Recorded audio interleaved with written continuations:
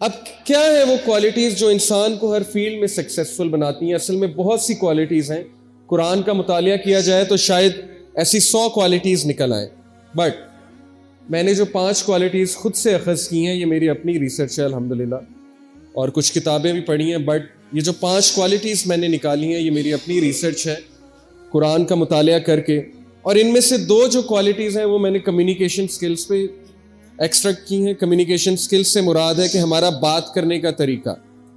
الفاظ جو ہیں وہ بہت زیادہ افیکٹ کرتے ہیں ریلیشن شپس کو، جاب کو.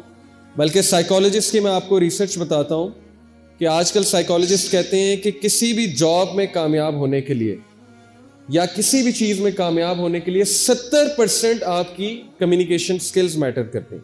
70% آپ کی کمیونیکیشن ہے اور صرف 30% آپ کی ڈگری اور ٹیکنیکل سکلز ہیں.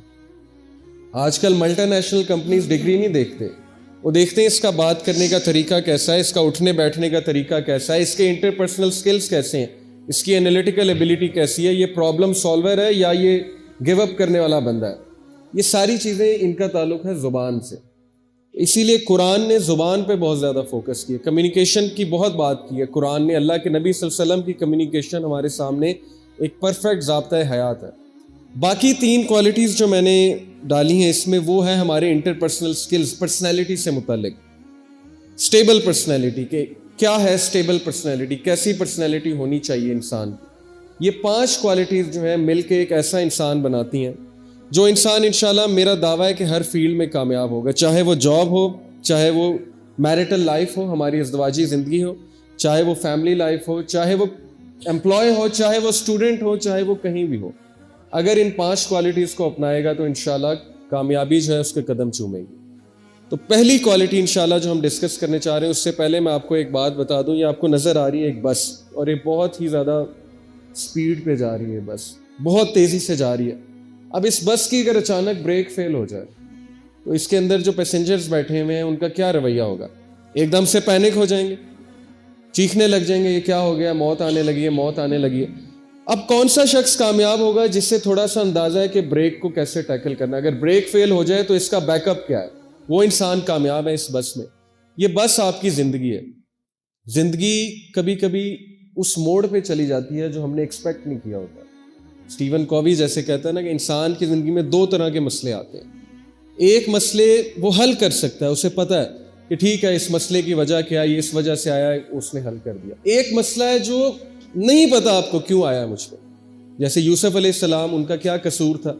بچے تھے، انہوں نے تو ایکسپیکٹ نہیں کیا تھا میرے بھائی مجھے ماریں گے، مار کر کنویں میں پھینک دیں گے. ان کو یہ پرابلم نہیں نظر آ رہی تھی. لیکن اس طرح کی پرابلمز آ جاتی ہیں انسانوں پہ. کبھی کبھی انسان سوچتا ہے میرا قصور کیا ہے، یہ چیز میرے ساتھ کیوں ہو رہی ہے، یہ اللہ کا امتحان ہے، قرآن جو ہمیں بتاتا ہے. اب بریک فیل ہو گئی زندگی کی، آپ زندگی بڑی اچھی گزار رہے تھے، بڑی اسموتھلی جا رہی تھی، اچانک زندگی کی گاڑی کی بریک فیل ہو گئی. اب کون کامیاب ہوگا جب بریک فیل ہو گئی؟ کون کامیاب ہے؟ جسے پتہ ہے کہ جب بریک فیل ہو تو میں نے کیا کرنا ہے، جسے نالج ہے اس بس کا. جسے اس بس کا نالج نہیں ہے وہ پھر انہی پیسنجرز کی طرح چیختا چلاتا رہے گا اور کوئی اس کی مدد کرنے نہیں آئے گا. اللہ تعالیٰ بھی اسی کی مدد کرتے ہیں جو اپنی مدد خود کرتا ہے. اللہ تعالیٰ نے ہمارے سامنے قرآن بھیجا، ہمارے لیے قرآن بھیجا. کس لیے؟ اس کو پڑھو، سیکھو زندگی کیسے گزارنی ہے. اس کو صرف چومنے کے لیے تو نہیں بھیجا نا اللہ نے، یا سب سے اوپر شیلف پہ رکھنے کے لیے تو نہیں بھیجا. یہ اللہ نے اس لیے بھیجا ہے کہ اس سے سیکھو. اور اگر اس سے نہیں سیکھو گے تو سورہ طہ میں اللہ نے کیا کہا تھا حضرت آدم علیہ السلام کو کہ بتا دینا انہیں جا کے کہ جو میری وحی سے منہ موڑے گا اس کے لیے پھر بہت تنگ زندگی ہے، اس کے لیے پھر بہت مشکل لائف ہے. اللہ نے کلیئرلی ہمیں بتا دیا کہ قرآن میں نے تمہیں زندگی گزارنے کا طریقہ سکھانے کے لیے بھیجی. یہ ہے قرآن کا بیسک مقصد، ہدایت. تو بات یہ ہے کہ یہی بات اللہ نے کی ہے، لقد خلقنا الانسان فی کبد، کہ ہم نے انسان کو کوشش میں پیدا کیا ہے. اس طرح کام نہیں چلتا ہاتھ پر ہاتھ دھرے بیٹھے رہنے سے. ایٹریبیوٹ سیکھنے پڑتے ہیں سکسیس کے. ہو سکتا ہے آپ میں کوئی ایسی کمزوری ہو جس کسی اور میں نہیں.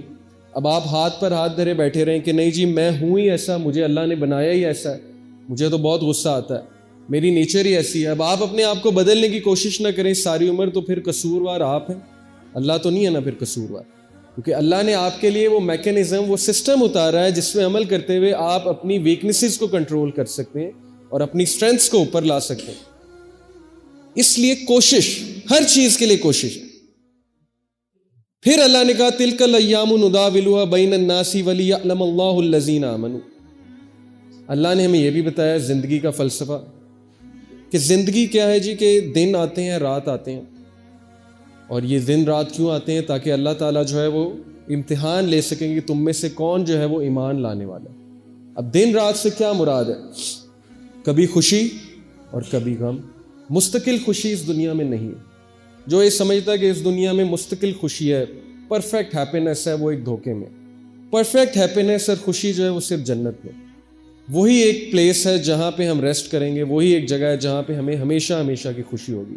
تو جو لوگ یہ سمجھتے ہیں کہ خوشی یہاں پہ ہوگی اور بہت زیادہ خوشی ہوگی، جو خوشی کی تلاش میں ساری عمر اپنی لگا دیتے ہیں، تو وہ لوگ ایک بہت بڑے دھوکے میں۔ غم بھی آئیں گے، خوشی بھی آئے گی، اتار چڑھاؤ زندگی کا ایک حصہ ہے۔ یہ چیز ہمیں سمجھنے کی ضرورت ہے اور ہمیں اس کے لیے تیار رہنا چاہیے۔ اگر ہو سکتا ہے آج خوشی ہے تو پھر آگے غم ہے، ہو سکتا ہے غم ہے تو اس کے بعد خوشی ہے، تو کبھی بھی زندگی ایک فیز میں نہیں جاتی۔ اسی طرح اللہ نے ہمیں یہ بھی بتایا کہ surely we shall test you، ہم آپ کا امتحان لیں گے۔ with what؟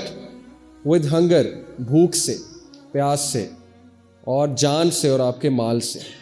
یہ مومنین کو اللہ نے بتا دیا ہے کہ آپ کا امتحان تو ہوگا، کیونکہ یہ زندگی امتحان گاہ ہے، تو ہمیں اس کے لیے تیار رہنا چاہیے۔ لیکن ہمیں جب امتحان آئے گا تو ہم کیا ہوتے ہیں، ہم میں سے میجورٹی کولیپس کر جاتے ہیں، ہم میں سے میجورٹی جو ہے وہ ہمت ہار جاتے ہیں، تیار نہیں ہوتے امتحانات کے لیے۔